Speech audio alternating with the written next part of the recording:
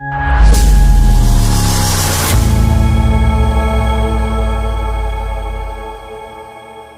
बार की बात है। एक गांव में ललिया नाम का आदमी अपनी पत्नी लीला के साथ रहता था। ललिया एक नंबर का कामचोर और शराबी था। वो कोई काम धाम नहीं करता था और पूरा दिन शराब के नशे में रहता था। लीला लोगों के घर में काम करके जैसे तैसे अपना घर का खर्चा चला रही थी। लोगों के घर काम करते उसे हमेशा देर हो जाती और बेचारी दिन ढलने तक घर वापस आ जाती थी। एक दिन ललिया शराब के नशे में धुत होकर कुछ बड़बड़ा रहा था। थोड़ी सी जो पीली है, चढ़ी तो नहीं की है। लीला कहाँ मर गई? जल्दी आ, मुझे बहुत तेज भूख लगी है। जरा मेरे लिए तंदूरी चिकन बना दे, तंदूरी चिकन। तभी लीला घर पहुंच जाती है और ललिया से बोलती है, कमबख्त कोई काम धाम भी कर लिया कर, पूरा दिन घर में शराब पीकर पड़ा रहता है। कल रात की दाल पड़ी हुई है, वही खानी है तो बता, नहीं तो भूखा ही सोना पड़ेगा। अरे यार, रोज रोज दाल खाकर मैं तंग आ चुका हूँ। अरे प्रीतम, कभी कभी बटर चिकन भी बना लिया करो। हाँ, क्यों नहीं, तुम्हारी अम्मा लेकर आएगी चिकन बाजार से। तुम कुछ काम धाम तो करते नहीं। ये शुक्र करो कि दाल रोटी खाने को मिल रही है। बड़े आए बटर चिकन खाने वाले। चलो छोड़ो, रहने दो, मुझे खाना नहीं खाना। मुझे अब भूख नहीं है। बस मुझे 50 रुपए दे दो, मुझे दवाई खरीदनी है। दवाई? मुझे पता है जी तुम किस दवाई की बात कर रहे हो। मेरे पास तुम्हारी शराब के लिए कोई पैसे वैसे नहीं है। इतना बोलकर लीला गुस्से से वहां से चली जाती है। लीला से पैसे न मिलने के कारण फिर ललिया बोलता है, अरे यार, अब क्या करूं? इस नासमती ने तो अब पैसे देना भी बंद कर दिया है। शराब का जुगाड़ कहाँ से करूंगा? कहाँ से? काम करता हूँ, कल्लू के पास जाता हूँ। कल्लू के पास वो कुछ ना कुछ जुगाड़ करेगा आज की शराब का। फिर ललिया अपने दोस्त कल्लू के घर के बाहर पहुंच जाता है। अरे कल्लू भाई, कल्लू, दरवाजा खोलो यार भाई। कल्लू यार, कल्लू। ये देखकर कल्लू की पत्नी उसे कहती है, जा, आ गया तुम्हारा शराबी दोस्त। जैसे खुद है वैसे ही शराबी दोस्त बनाए हुए हो। फिर कल्लू बाहर ललिया के पास जाता है और बोलता है, अरे ललिया भाई, क्या हुआ? इतनी रात गए तुम घर क्यों आ गए? अरे कल्लू भाई, मेरी पत्नी ने मुझे पैसे देना बंद कर दिया है यार। मुझे शराब भी नहीं है। तुम्हारे पास कोई जुगाड़ है क्या? जुगाड़? हाँ, मैंने बाथरूम में एक बोतल छिपा कर रखी हुई है। तुम यहीं रुको, मैं अभी लेकर आता हूँ। फिर दोनों भाई साथ में बैठकर पियेंगे। फिर कल्लू अंदर जाकर शराब की बोतल अपने कुर्ते में छुपाकर बाहर ललिया के पास जाने लगता है और तभी उसकी पत्नी बोलती है, अजी इतनी रात गए, अपनी शराबी दोस्त के साथ कहाँ चल रही है? अरे कुछ नहीं प्रीतम, बस ऐसे ही थोड़ा टहलने जा रहा हूँ। अपनी पत्नी से झूठ बोलकर फिर कल्लू ललिया के पास जाकर बोलता है, ये देखो ललिया भाई, आज का जुगाड़ हो गया। चलो अब कोई बढ़िया सी जगह ढूंढकर आराम से दारू पियेंगे। फिर वो दोनों एक सुनसान जगह पे बैठकर शराब पीने लगते हैं और ललिया अपने दोस्त कल्लू से बोलता है, अरे वाह कल्लू भाई, आज तो मजा ही आ गया यार। खुले आसमां के नीचे बैठकर पीने का तो मजा ही कुछ और होता है, नहीं? वही सुनसान जगह पे एक चुड़ैल भी रहती थी और वो वहाँ उन दोनों के पास आ जाती है। चुड़ैल को देखकर कल्लू और ललिया की हालत खराब होने लग जाती है और ललिया बोलता है, अरे मम्मी, ये चुड़ैल कहाँ से आया? जैसे तेरे घर की चुड़ैल से सब बचकर आया था, अब यहाँ भी चुड़ैल पीछे पड़ गई है भाई। चुड़ैल जी, हमें माफ कर दो, हम दोनों पहले से ही अपनी पत्नियों से सताए हुए हैं, हमें जाने दो। तुम बचकर कहीं नहीं जा सकते, तुम दोनों मेरा शिकार हो। ललिया भाई कुछ करो, नहीं तो ये चुड़ैल हमें जिंदा नहीं छोड़ेगी भाई। चुड़ैल आपके लिए एक चीज है, आप इसे पी ना करो, आपको जिंदगी का मजा है, मजा। अच्छा, ऐसा क्या है तेरे पास, जरा मुझे भी तो दिखा। फिर ललिया उसे शराब की बोतल दे देता है और चुड़ैल पूरी शराब पी जाती है। अरे वाह, ये तो बहुत बढ़िया है, ये तो खून से भी ज्यादा स्वादिष्ट है।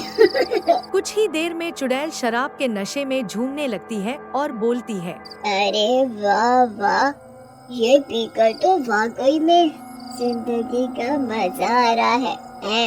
मुझे और शराब पीनी है, अभी के अभी, और शराब की बोतल निकाल के दे मुझे। अरे चुड़ैल जी, हमारे पास और शराब नहीं है, इतनी मुश्किल से तो हमने अपने लिए शराब का जुगाड़ किया था, वो भी आपको दे दी।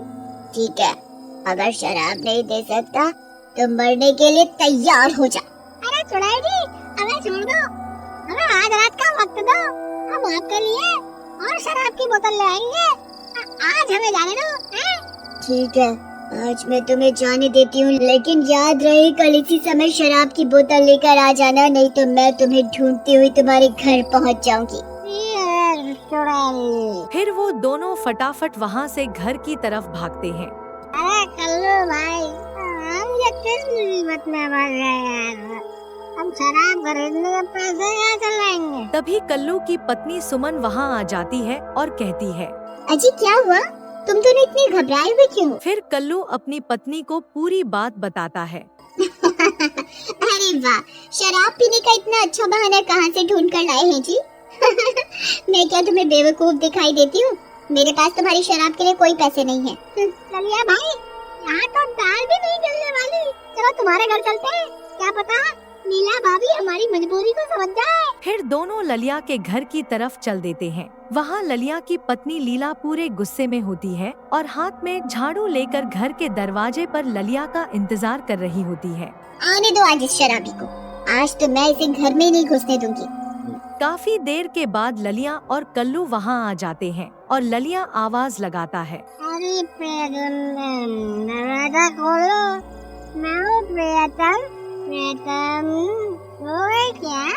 प्रियतम, कल्लू भाई बहुत रात हो गई है, मुझे कुछ ठीक नहीं लग रहा है, चलो वापस तुम्हारे घर चलते हैं। तभी लीला दरवाजा खोलती है और बोलती है, आ गई शराब पीकर, यहीं रुको, आज तुम्हें सबक सिखाकर ही रहूंगी। अरे भागो रे, ये नाश मिट्टी आज मुझे जिंदा नहीं छोड़ेगी। फिर कल्लू आगे आकर बोलता है, अरे भाभी रुक जाओ, जरा हमारी बात तो सुनो, हम बहुत बड़ी मुसीबत में फंस गए हैं। लेकिन लीला उनकी एक नहीं सुनती और उन्हें झाड़ू से पीटने लग जाती है और दोनों लीला से बचने के लिए भागने लगते हैं। अरे ललिया भाई, तुम्हारी पत्नी तो पागल हो गई है, ये तो बहुत दिनों से भरी बैठी हुई लग रही है। अरे मर गए रे, भाभी जी, मुझे क्यों मार रही हो? अरे मुझे तो छोड़ दो। फिर वो दोनों लीला की पिटाई से बचने के लिए कल्लू के घर में आ जाते हैं और फिर कल्लू ललिया से कहता है, अरे मर गए रे, अरे ललिया, तेरी पत्नी का नाज मिटे, उस पागल औरत ने तो मुझे भी नहीं छोड़ा, कमबख्त ने मेरी कमर ही तोड़ डाली। तभी वहाँ सुमन आ जाती है और बोलती है, अच्छा हुआ जी, तुम दोनों के साथ यही होना चाहिए था, अच्छा सबक सिखाया है लीला बहन ने तुम्हें आज। इतना बोलकर सुमन सोने चली जाती है। अरे कल्लू भाई, घर की चुड़ैल से तो बच गए, लेकिन उस चुड़ैल से कैसे बचेंगे भाई? कल रात को अगर हम उसके लिए शराब लेकर नहीं पहुँचे तो वो हमें सूंघती हुई यहीं तक पहुँच जाएगी। भाई, ये दोनों औरतें तो हमें शराब का पैसा तक नहीं देने वाली, अब जो होगा देखा जाएगा। अगले दिन की शाम को ललिया कल्लू से बोलता है, भाई शाम हो गई है, किसी भी वक्त अंधेरा हो जाएगा, क्या करें?